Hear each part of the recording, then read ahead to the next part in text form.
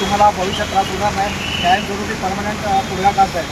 म्हणून आम्ही आता व्यापाऱ्यांना शांतता राहायचं आवाहन करू. हा बंद आम्ही पुन्हा मागे घेतो.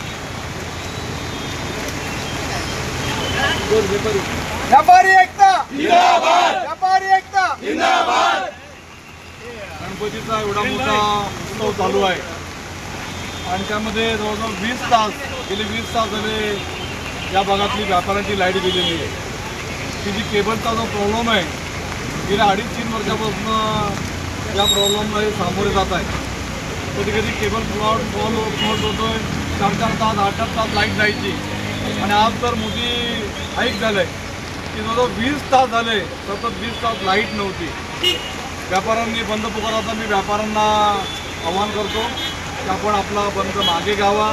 आता तातडीने मी स्वतः जागेवर उभं राहून MSCB, कल्याण डोंबिवली महानगरपालिका, ट्रॅफिक, पोलीस या सगळ्यांशी बोलणं केलं आणि तातडीने केबल क्रॉस करण्याचं इथं काम होतं ती परवानगी घेतली आणि आता क्रॉस करण्याचं काम जवळजवळ निम्मं झालेलं आहे. थोड्या वेळामध्ये काय केबलचं काम पूर्ण होईल आणि लाईट ही आपली पूर्ण होईल अशा प्रकारची ग्वाही MSCB वाल्यांनी दिलेली आहे. पण भविष्यामध्ये अशा प्रकारची अडचण ही होणं ही काही चांगली गोष्ट नाही आहे. आज व्यापारी कमर्शियल लाईटचं बिल भरतात. एक व्यापारी ॲव्हरेज 3 लाख रुपये दर वर्षाला भरत असतात आणि केबल टाकायचं काम किती बाकी आहे? तो 2 लाख 2.5 लाखाचं काम केवळ बाकी आहे. तर केवळ एका दुकानाने तर काय जरी त्याचं बिल नाही भरलं आणि काम केलं तरी देखील ते काम होऊ शकतं.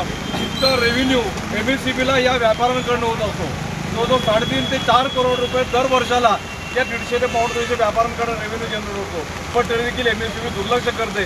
अशा प्रकारची खंत सर्व व्यापाऱ्यांनी या ठिकाणी व्यक्त केली आणि ही काय चांगली गोष्ट नाही आहे. मी MSCBला देखील आवाहन करतो की हा टेम्पररी सोल्युशन झालेलं आहे, पण परमनंट सोल्युशन तातडीने जो निधी लागेल तो निधी तुम्हाला काय गरज पडेल तर मी तुम्हाला सरकारकडनं निधी आणून टाकायला मदत करेल. पोलीस प्रशासन, कॉर्पोरेशन प्रशासन यांच्याकडनं काही अडचण असेल तर ती देखील मी आज जशी सुरू केली तशी भविष्यात पूर्ण करेल.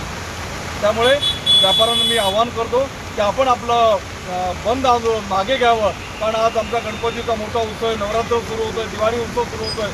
त्या पार्श्वभूमीवरती व्यापाऱ्यांना अशा प्रकारे त्रास होणं ही काही चांगली गोष्ट नाही आहे. म्हणून मी व्यापाऱ्यांना पुन्हा एकदा आवाहन करतो की आपण आपला बंद मागे घ्यावं. व्यापारी एकता जिंदाबाद.